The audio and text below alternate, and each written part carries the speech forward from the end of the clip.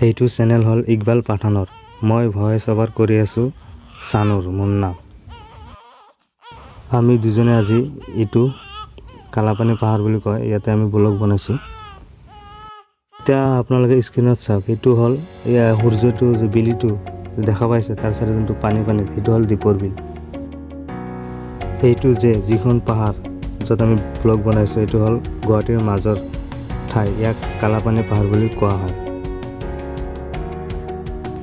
আমি যৰ পৰা ভিডিও বনাইছো এটো হল কালাপানী পাহাৰ ইয়াৰ পৰা যে জুম কৰি আপোনালোকক দেখাইছো এটো হল কটাবাৰী পাহাৰ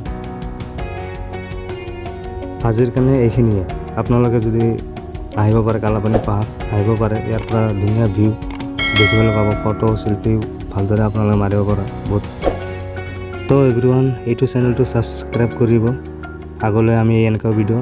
আপোনালোকক দি থাকিম এইটো চেনেলৰ যোগে thanks for watching this video জয় আই অসম